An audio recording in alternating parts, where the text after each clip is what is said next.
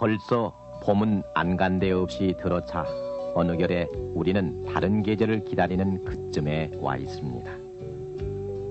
시범 경기가 한창인 야구장에도 벌써 아이들의 환호가 모이기 시작했고, 실내 수영장에서도 겨울에 나이답지 않게 부쩍 커버린 아이들의 통통한 몸매가 서로 부딪히고 있습니다.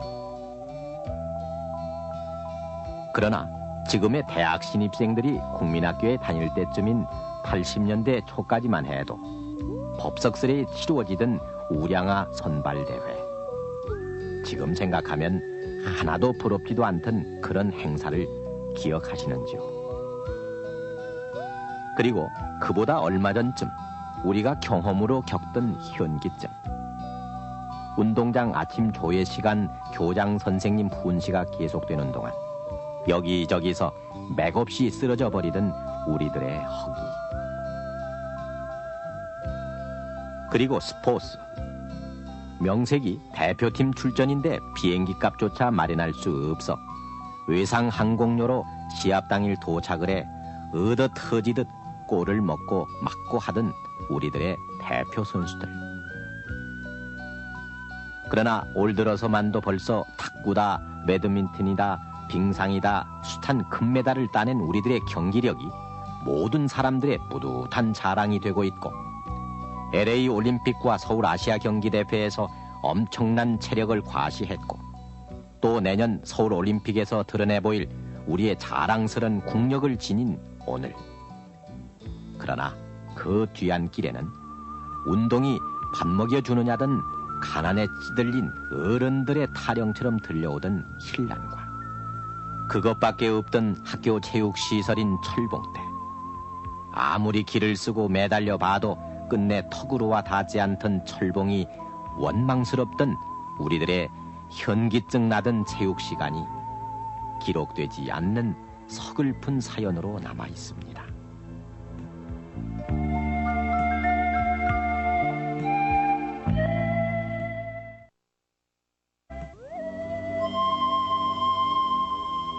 전쟁을 어찌어찌 피해 살아남은 아이들이 숯검댕이로 변한 학교로 하나둘 모여들었지만, 선생님의 출석부에 끝내 빈칸을 만든 아이들의 슬픈 얘기가 우리를 내리누르고 있던 그때, 맨발로 박자를 맞추면서 악바치듯 소리소리 내지르던 음악 시간과 구구단 세마든 산수 시간 끝에 찾아온 체육 시간은 우리들이 신역을 치르던 힘겨운 시간이었습니다. 허기가져 또는 어지러워서 체육시간 대열을 빠져나와 양지편에서 친구들 뛰노는 모습을 지켜보는 아이들이 의뢰의 대여섯이 넘었고, 그래서 우리들 체육시간은 라디오 체조나 철봉 매달리기가 고작이었던 그때,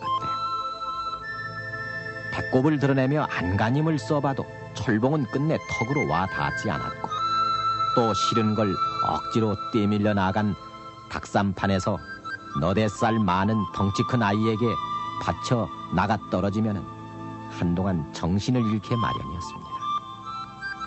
그보다도 더 창피한 노릇은 편가른 기마전에 떼국물이 자욱한 몰골을 하고 여자애들 앞에 나서야 하는 노릇이었습니다. 거기다 아침 조회 시간만 되면은 겨우 30분 교장 선생님의 훈시를 다 듣지 못하고 바람 부는 날 허수아비처럼 여기저기서 맥없이 픽픽 쓰러져 버리는 허기진 아이들을 양호실로 업어나르는 선생님들은 그 아이들이 안쓰러워 자신들의 허기는 까맣게 잊게 마련이었습니다. 그때 당시에는 가정도 어렵고 그래서 몸도 허약하고 해서 항상 그 앓는 아이들이 상당히 있었어요. 그래서 체육 시간만 되면은 선생님한테 아파서 못하겠습니다 하고서는 회피하고, 안 아파도 아픈 척하면서 될 수 있으면 체육을 안 하려고 하는 그런 적이 많이 있었습니다. 그 원인은 가난해서 체력이 딸린다는 이런 점도 있습니다만은, 첫째 운동 시설이라는 게 전혀 없습니다. 있는다 해야 저 철봉, 그저 축구공 하나, 그러니 아이들이 재미를 붙일 리가 없고 그래야도 하기 싫은데.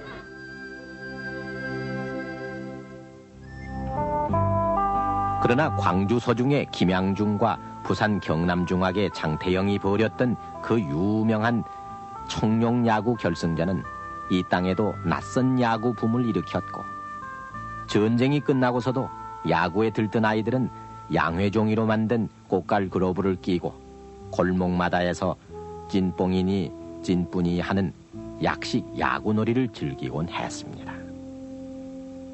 어쩌다 삼촌이 갖다준 다 해진 야구 글러브가 생기기라도 하면은 이 친구 저 친구 아양을 떨며 매달리던, 먹고 살 형편이 조금 나아졌다던 60년대.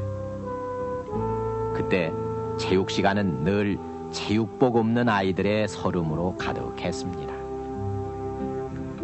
그 무명 체육복 한 벌 갖출 수 없었던 그때, 체육 시간만 되면은 아이들은 옆반으로 체육복 빌리러 다니기 바빴고, 체육복 없는 사정을 모를 리 없건만 매번 기합을 주는 선생님이 무섭기에 앞서 원망도 참 많이 하곤 했습니다.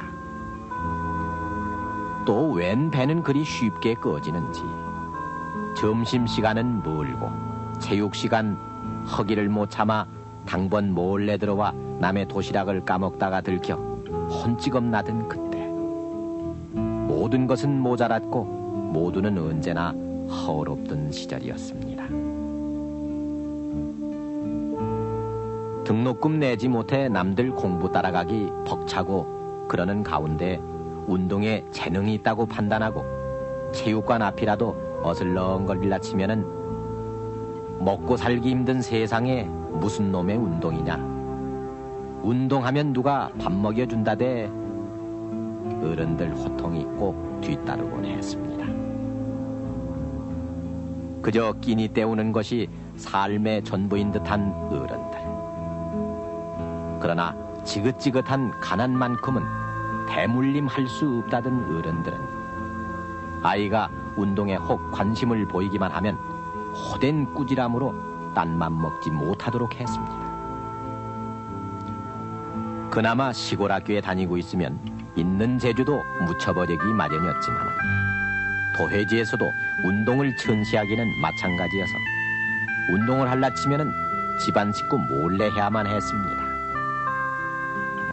집에서 하면 안 될까 봐 해서 닉네임을 가지고 이제 딴 이름을 변경해가지고 했지요. 근데 그 나중에 선수권을 탈 때 그 이제 뭐랄까요, 그 통신으로 들어와가지고서 본 이름이 나니까 집에서 알아가지고는 그때는 아주 뭐 학비도 안 보내주게 해서 좀 고통을 받았습니다. 뭐 저뿐만 아니라 그런 사람들 퍽 많았을 겁니다.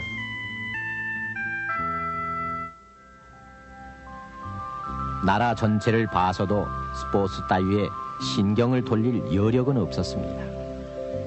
그저 50년대 노 대통령의 생신을 기념하는 마라톤 대회나 마스게임 정도가 크나큰 체육 행사로 등장하곤 했습니다. 물론 60년대 들어서서 체력은 국력이라는 말이 생겨났습니다만 좀채로 그 말을 실감할 수 없었던 그때, 요즘 체육부가 아닌 문교부 산하에 있던 체육 담당 부서에서 보급하던 재건 체조가 유일한 체력 증진의 기회였습니다. 그때 우리가 자주 쓰던 성동원두라는 말, 지금의 동대문 경기장을 두고 이르던 성동원두에서는 농구나 배구, 권투 같은 요즘의 실내 경기가 옥외에서 벌어지곤 했습니다. 오늘은 배구 코트, 내일은 농구 코트, 그리고 다음 날은 권투 경기장으로 탈바꿈하던 서울운동장에서는 시멘트 바닥 위에서 벌어지는 국제 경기도 열렸고, 경기가 벌어질 때마다 요즘 전광판이 스코어를 비춰주지만은 그때는 점수가 올라갈 때마다 부지런히 점수판을 갈아대는 모습으로 운동장은 분주하기 마련이었습니다. 1960년대, 그때까지 한강은 참으로 중요한 우리들의 운동장이었습니다. 여름이면은 수영시합인 한강 원형대회가 열렸고, 겨울이 되면은 수천 명의 구경꾼이 모인 가운데 빙상 선수권 대회가 치러졌습니다.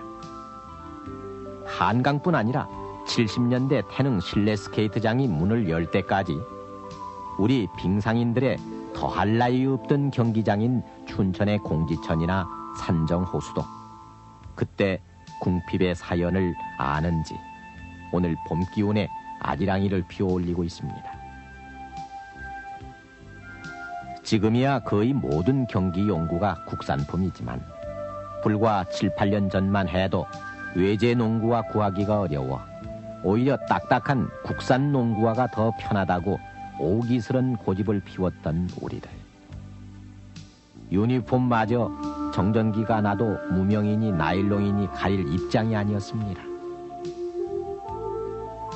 대표 선수들의 해외 출전도 외화 구경하기가 눈 오는 날 별 보기만큼 어려워서 이승만 대통령이 대표 선수들을 위해 특별히 나눠준 광목과 갱지를 시장에 내다 판 돈으로 충당했고 대표 선수들의 합숙 훈련도 궁색하기 마련이어서 동순동에 남아있던 적산가옥 한 채를 얻어 잠을 거기서 자고 훈련은 서울 시내 각급 학교 운동장이나 60년대까지 숱한 선수들을 길러낸 중부경찰서 건너편에 한국체육관을 빌어서 급조 훈련을 해야만 했습니다.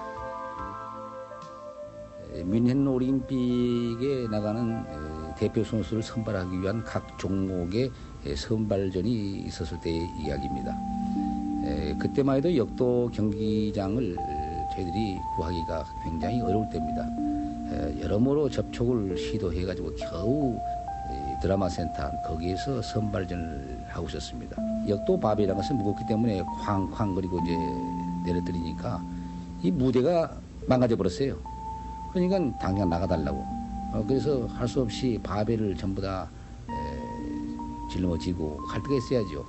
그래서 태릉 훈련원에 그때는 선수촌이라고 말을 했습니다만 그때 연습장에 가서 평가전을 완료했던 정도로 그 시설이 아주 미약했던 그런 시절을 회고하게 됩니다.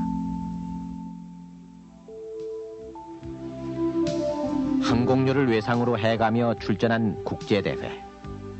거기다 합숙 훈련도 급조된 훈련이었기에 경기 당일 겨우 물어물어 도착한 낯선 경기장에서 벌어진 경기에서 축구 스코어가 10대 0이니 9대 0 하는 야구 스코어 같은 골 세례를 받았고 가난한 대표 선수들이 귀국길에 밀수까지 해와 사회적으로 무리를 일으키는가 하면은 배가 어찌나 고픈지 음식을 감춰둔 웃지 못할 얘기까지 나돌게 했습니다.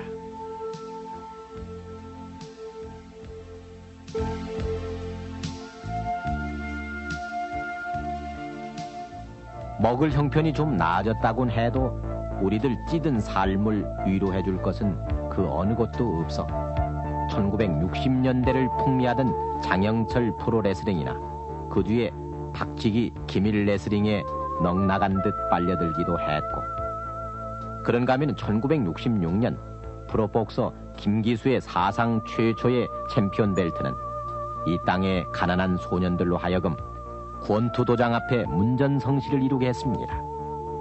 그래 열심히 해서 나도 챔피언이 되자. 그래서 늙은 어머니 병환도 고치고 동생도 공부를 시키자 하는 헝그리 복서들의 로드워크 콧김이 남산 새벽길을 가르곤 했습니다. 그러나 아무리 안간힘을 써도 기회라곤 유명 선수의 매맞이 상대가 고작 흠씬 맞고 난 뒤 맥값 몇 푼을 쥐고 다시 구두 닦기와 짜장면 배달길에 나서야 했던 소년들. 그러나 세월은 우리에게 고난만을 가져오지는 않았습니다. 체력은 국력이란 말을 실감하지 못하던 우리들에게 어느 날 찾아온 스포츠 강국으로서의 새로운 국력의 면모들. 건국 40년 동안 단 한 개의 금메달밖에 맛볼 수 없었던 우리가 무려 6개의 금메달로 세계 10위를 차지했던 지난 84년 LA 올림픽. 그래서 스포츠는 단순한 경기력의 경쟁이 아니라 모든 산업과 지식, 과학의 집체로서 그 나라 국력을 가름한다는 철칙을 실감나게 해서 드디어는 체력은 국력이란 말을 실감하게 하던 순간들. 그리고 지난해 일본을 제치고 10억 중공과 끝까지 선두 경쟁을 벌였던 아시아 경기대회. 이미 우리에게 스포츠는 체육만이 아닌 지육의 단계로 접어들었습니다. 그래서 보통 집안에 태어나 공부 잘하고 품행 당정한 학생은 운동을 해서는 안 되는 것으로 알고 자란 어느 교수가 외국 유학 생활에서 늘상 소외돼서 놀라는 회고를 했다는 어느 경우에서 보듯 이제 오늘 운동은 머리가 아닌 몸체만으로는 해낼 수 없게 됐으며 그리하여 장학 퀴즈에 장원을 한 여학생이 장래 배필감으로 운동선수를 원할 만치 스포츠는 우리 삶의 근육과 신경의 동반지수로 부각됐고 우리는 그 여유 속에서 오늘을 살고 있습니다. 장래 꿈이 있다면요? 장래 꿈이요? 예. 아주 미인이 돼서요. 네. 저 야구선수 부인 되고 싶어요. 프로야구 선수 부인이요? 네. 만약 지금 상대를 고른다면 어느 팀의 어느 선수가 제일 마음에 드십니까? 만약 총각이라면? 꼭 말씀드려야 돼요. 아니 뭐 실례가 안 된다면요? 실례가 안 된다면. 네. 저 김정수 선수요. 그러나 그런 오늘이 있기까지에는 첨단 과학 장비를 동원하고 체계적인 체육 교육을 실시하면서 학교 체육과 사회 체육 환경을 확대 개선하고 체육 진흥책을 병행해온 우리들의 피나는 노력이 있었음은 물론입니다.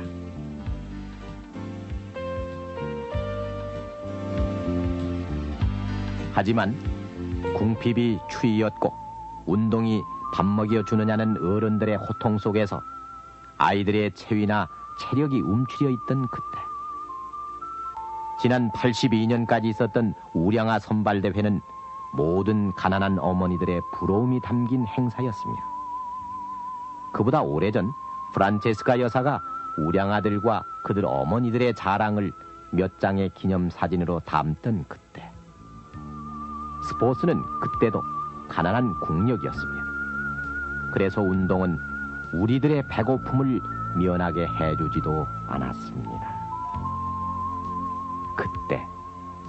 그때를 아십니까?